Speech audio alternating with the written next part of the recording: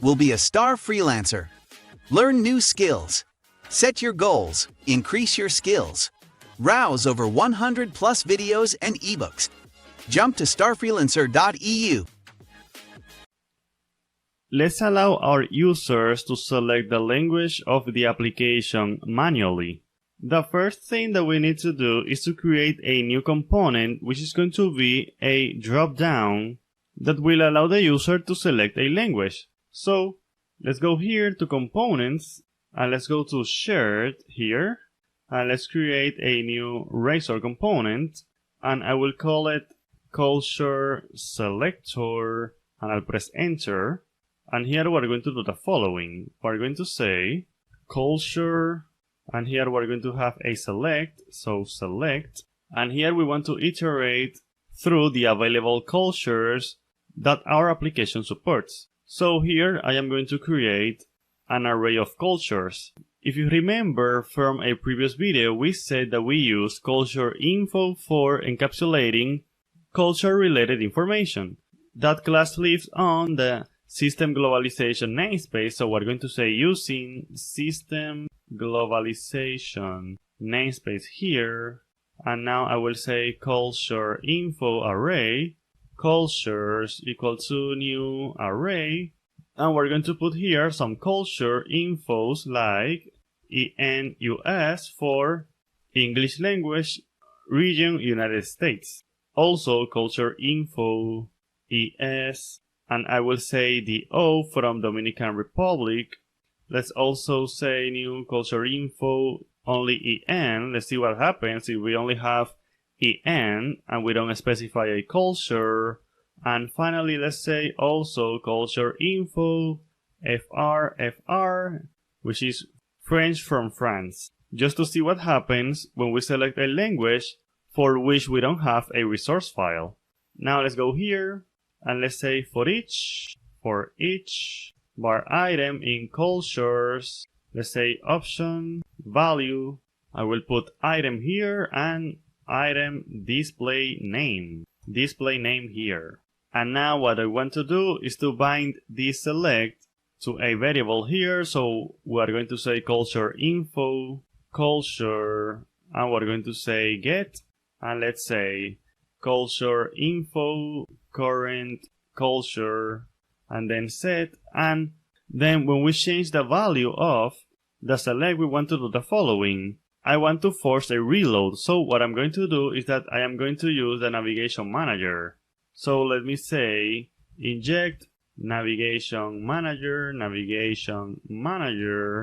now let's come down here and I will say navigation manager navigate to, and I will navigate to the current URL or URI, and I will say force load true. But first we need to save in some place the selection of the user, because the idea is the following. We are going to set the culture in the program class. So let's minimize this. We're going to set the culture here in the program class.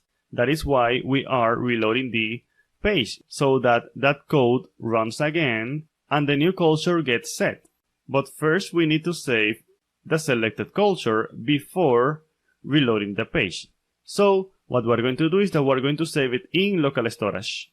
For that, we're going to do the following. We're going to go to the client project, to the www root directory. Let's go to JS, and here we have our utilities.js file. And here we can say function set in local storage, and let's pass here a key and a value, and we're going to say local storage equal to key equal to value, and let's say function get from local storage, let's say key, and let's say return local storage and the key. And that's it. Now let's go back here and let's do the following. Because this is a property, we cannot use async programming. So what we're going to do is that we're going to use the IJS in process runtime, which is going to allow us to invoke the JavaScript functions that we just created in a sync manner. So let's go up here and let's inject the IJS runtime, inject IJS runtime JS, and now I will say var JS in process runtime equal to IJS in process runtime JS. And as you can see, now I can do the following. I can say JS in process runtime invoke void, and now I will say here, let me look for this, set in local storage, and I will pass the values culture and value.name, where name is the culture, something like enus. And that's it from here. Now I can go to the program class and get the value from local storage and then set the current culture with that data. So let's go here, let's go to the program class, and now let's do the following. Let's come here, let's do it here. I'm going to need to say var host.builder.build, and of course here I will say await host run async, and here I will say var JS. I need an instance of the IJS runtime, so I will say host services get require service IJS runtime, and now I can say var culture equal to await JS invoke async, and we expect a string, and we're going to invoke this method here, and we're going to pass culture here, and I will say if culture is null, then we're going to select a default culture, which is going to be in our case ENUS, so English and United States region. So let's say var selected culture equal to new culture info ENUS, and then let's say the following. Let's say culture info dot default thread current culture is going to be the selected culture, and culture info default current UI culture is going to be also the selected culture. Now let's say else, if we actually got a culture, we can say var selected culture equal to new culture info culture, and then we can just copy and paste this here. Although we can put this outside of the conditional, and we can create a variable here, selected culture info. Let's put this here. Let's eliminate this bar here and this bar here, and that's it. And in this way, we are setting the culture according to the value that we have in local storage. Since we're modifying the culture dynamically, we need to add the following code into the CSS file. Let's go to the Solution Explorer, right click here, edit project file, and here we need to add Blazor WebAssembly load all globalization data. Now let's save and let's go back here. Now let's go back here and let's remember to bind the select to the culture value. So bind culture, and now let's put this component in the main layout. So let's come here and let's go here to components, shared, and let's go to the main layout and let's eliminate this about from here, and let me put this here, culture selector, and let's press Ctrl F5 to run our application, and let's see what we get. So here we have culture English in theaters and upcoming releases, and if I say Spanish, then we have en cine and próximos estrenos, and there is a small typo here, so let me fix it. Let me go here, let's go to shared, resource ES, and it should be plural, so cines, and that's it. Now let's compile. Now let's go back here, refresh, and as you can see, this is fixed. And now let's see what happened. For example, let's select English, and you're going to see that we have English here, which is fine, but if we select French and we don't have a resource file for French, what is going to happen? Well, what is going to happen is that the default resource file is going to be used, and the default resource file is the one that is in English. Therefore, that is why we have this text in English. In this video, we are going to see the effect that different cultures has on things like dates. For example, here we have the release date of this movie, which is December 14, 2016. Now, as you can see here, it says DEC of December, and if I change this to Spanish, we're going to have DIC of Diciembre. We can change this to make it more explicit. So let's come here to Visual Studio, let's go to the Solution Explorer, and let's go to Components, and let's go to Pages, Movies, Details Movie, and let's go down here, and here we have the release date. We can do the following, we can delete this just for a moment, and we can say something like too long data string. This is going to create a string representation of the date. Now let's go back to Google Chrome and let's refresh the page, and here as you can see we have the whole date in Spanish, and now we can put it in English if we want, Wednesday, December 14th, and we can put it in French, just like this. And what will happen if we wanted to have this in a specific format? Well, for that we can use the toString overload. Let's come here and let's say toString, and we can say something like dd mm yyyy, and then we can compile the application again, and we can go back here and we can refresh the page, and now as you can see we have this date here in this format, and it doesn't matter what culture I choose, the date is going to be the same because we are explicitly saying the format that we want to use for the date.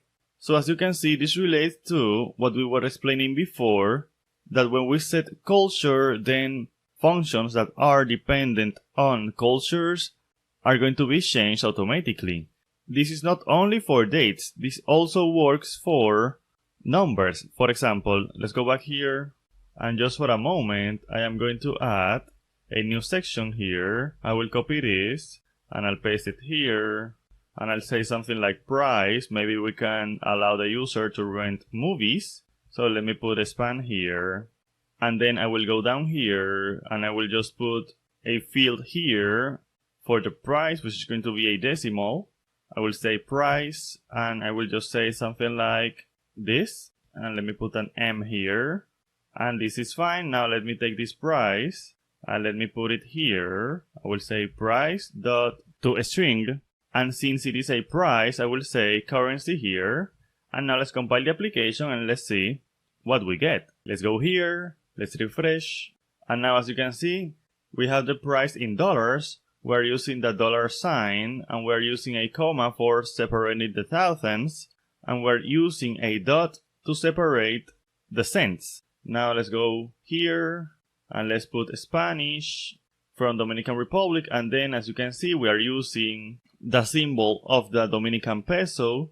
And if we go to French of France, you're going to see that now we're using euro as the currency, and we're separating thousands with an space, and we're separating the cents with a comma, which means that we are not only saying that we want to display the dates in a culture-dependent way, we are also doing the same for the prices. I want to translate this because I want us to see something. Let me go back here and let me go to the resources files. Here in share, let's go to resources, let's go to this one. I will just say something like summary and summary, save, and let's do the same for the Spanish file. I will say summary and resumen, and I will save. And now I will go here and I will say inject, let's say inject a string localizer, and I will say resource localizer, and let me go down here to summary, and let me say localizer summary. And now let's compile the application, and let's go back here and let's put this in Spanish, and as you can see we have resumen here. But there is a thing, maybe you just want to translate the text when the user changes the language of the application, but you don't want to change things like prices and dates and things like that. How can we do that? How can we have a separation of data and the language of the application? We will see that next.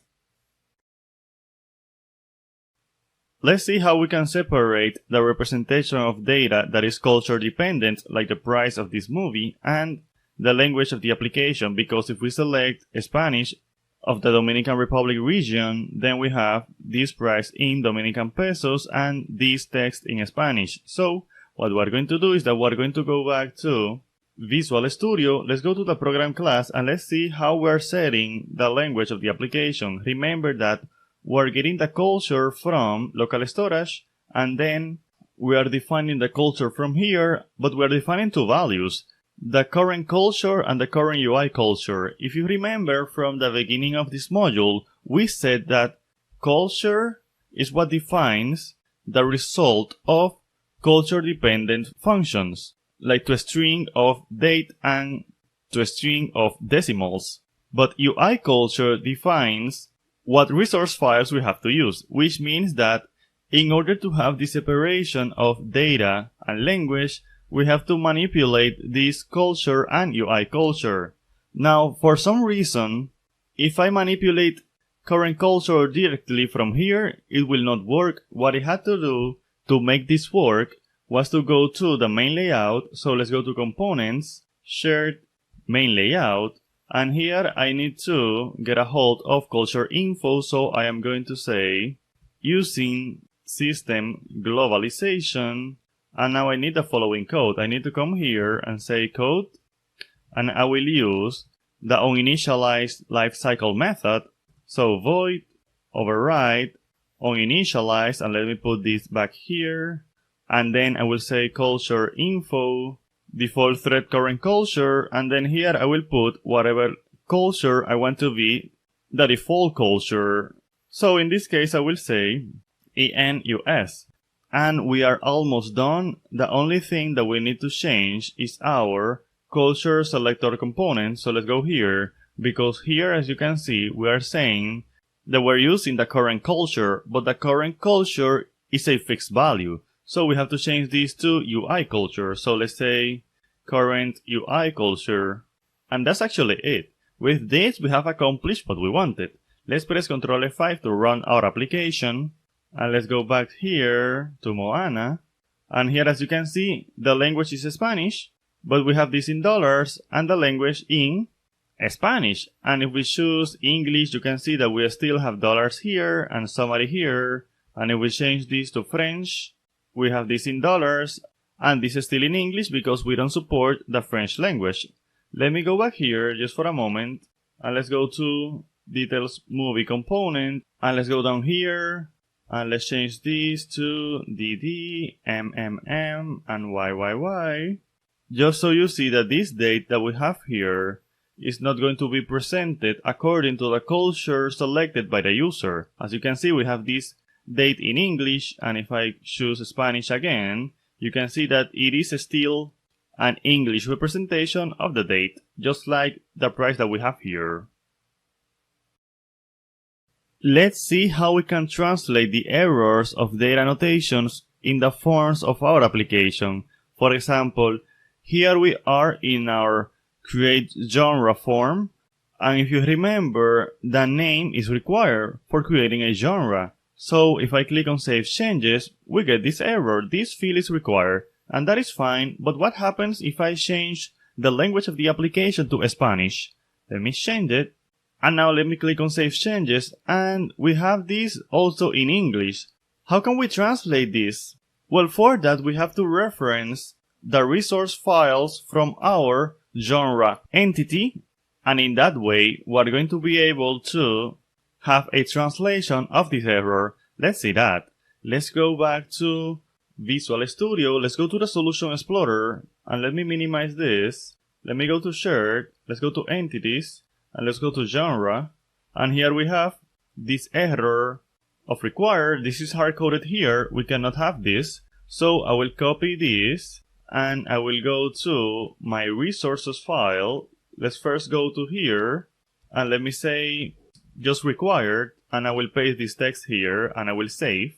And now let's go to the other file here, and let me put this key required here, and then in Spanish this error is este campo es requerido. I will press enter and I will save, and now we have the text in English and in Spanish. And now I have to go to the genre class, and I will delete this. I don't need this anymore. What I need is I will press enter here. And I will say error message resource type. We need error message resource type and error message resource name. Let's start with this one. We need to say type of, and we need to bring resources.resource here. I think I can get away with doing this, and I can bring this namespace, and that is fine. So I am indicating that I want to use this resource file from here as the source file for error messages. But what error message we want to use? Well, we can indicate that with error message resource name, and I can say name of, and I can say resource dot, and I can look for required. And with this, we're saying that from the resource file, put here the value that it is in the required field, which is this text that we have here. And that's actually it. With this, we are finished. Let me compile the application one more time. And now I will go back here and I will refresh the page. And then I will click on here. And now you have the text, este campo es requerido, because we have this in Spanish. If I go to English and I press save changes again, we have this field is required. And of course, if I say something like new genre, and I will say save changes, we can see that here we have new genre, which means that we are indeed translating the error messages of our forms that comes from data annotations. In this video, we are going to enable internationalization support for our Blazor server-side application. In the case of Blazor server-side, if you remember, we use a WebSocket connection to connect to the server from the user's browser. This requires us to use cookies so that culture information can be persisted throughout the whole use of the application by the user. So what we're going to do is that we're going to modify our culture selector component so that if we are in Blazor server, what we're going to do when the user changes the culture is that we're going to redirect the user to a controller, and the controller is going to set a cookie in the user's browser with the new culture. So let's do that. First, let's create that controller. So let's go here. Let's create a new folder here. Add new folder. I'll name it controllers, and then I will create a new class. I'll call it culture controller. And then here I will say the following. I'll say route here, and I'll bring this namespace, and then I will say controller / action, and then let's inherit from controller, and I will create one action here, action result, set culture, and we're going to receive two parameters.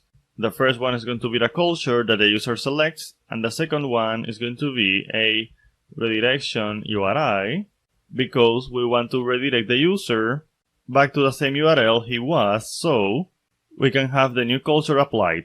Now, if culture is different than null, we're going to say the following. We're going to say HTTP context response. We want to set a cookie, so we're going to say cookies append, and we have a special name for the cookie that is going to store the culture information, which is in cookie request culture provider default cookie name. And then here we're going to say again cookie request culture provider make cookie value, and then here we can say new request culture, and we're going to pass the culture selected by the user. And now we're going to make a local redirect to the redirection URI that was sent through this parameter here. Another thing that we have to do is to configure a pipeline so that our application explicitly states the cultures that are supported. So let's go here and let's go to the startup class. Let's go down here, and here in the configure method, we're going to do the following. We're going to say var supported cultures. We need to provide a list of supported cultures. So we're going to say new, and I am going to paste a few cultures. And let me also include the French culture. So we have these cultures here. Let me bring this namespace. We have these cultures here, which are the supported cultures of our application. I like to always include the languages that I support without the region, because sometimes some browsers send this information like this, like ES and just EN. So it is good to have it here just as a fallback. Now let's go down here and let's say app.useRequestLocalization, new request localization options, and I will say supported cultures equal to supported cultures and supported UI cultures the same. And finally we can say default request culture for the default culture, and let's say request culture, and let me bring this namespace, and I will say that the default culture of our application is ENUS, English of the United States. And now this is ready, but we have to go up here because we also need to say services at localization so that we can have access to things like the iStream localizer. And now the next step is to go to the culture selector component and do the following. We need to say that if the user is in Blazor server, then we want to issue a redirect to our culture controller. So let's go to components here and let's go to the culture selector component. And if you remember, we have a cascading value that allows us to determine whether we are in Blazor WebAssembly or Blazor server side. If we go here, you remember that we have this app mode here, so we can use it. So let's go to the culture selector and let's use that cascading value. So let's say cascading parameter, public app mode, get and set. And then here, if the user is in Blazor WebAssembly, we want to say if app mode equals to WebAssembly, then we're going to do this, else we're going to do another thing. And that other thing is the redirect that I just mentioned. So here we're going to say var culture equal to value.name, and we're going to generate our URI. We need the current place where the user is in because we want to redirect the user, but where he or she is. So we're going to say get components, and I want URI components, path and query, and we're not going to format this, so we're going to say URI format on escape, and then we're going to generate a query. So let's say query, which is going to be culture equal to, this culture here comes from this culture controller that we have here. So let's say here URI escape data string, and we're going to say culture here, and then we're going to say ampersand because we need the other parameter, which is redirection URI. So let's paste this here equal to, and let's say URI escape data string, and we're going to pass this URI that we built here. So as you can see, we have this here. Let's put a semicolon here, and then we're going to say navigation manager dot navigate to, and we're going to redirect the user to culture, and set culture, I believe, is the name of this method that we have here. So let me paste it here, and we're going to also send the query that we just built, and finally force load equal to true. And this should be enough. With this we can press Ctrl F5 to run our application, and we're here in our application, and as you can see we have this like this. Let me choose English for example, and now as you can see we have this in English, and if I use Spanish then we have this in Spanish. And if I press F12 and I go to application, cookies, and I expand this and select this here, you can see that we have ASP.NET Core culture, and here we have C equal to ESDO because we have Spanish from Dominican Republic, and UIC equal to ESDO also. And if we change these to, let's say English one more time, now we have, let me select this here, and let's see down here that we have C equal to ENUS. So as you can see, we are indeed changing the culture of our application manually in a Blazor server application.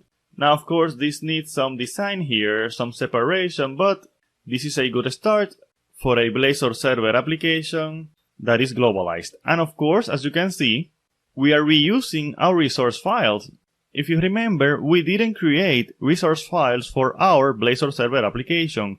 we are reusing the same resource files that we created for our Blazor WebAssembly application. And if I log in and I put my credentials here, I want to test something. Let me log in, and here we are. Let me go to genres, new genre, and if I press save changes, this error message is in English, and if I change this to Spanish, now this error message is also in Spanish, which means that we're really reusing the functionality of translating our application. This video is over. Go to starfreelance.eu to download these videos, materials, and sources. Watch more videos to get premium videos and ebooks. We'll be a Starfreelancer.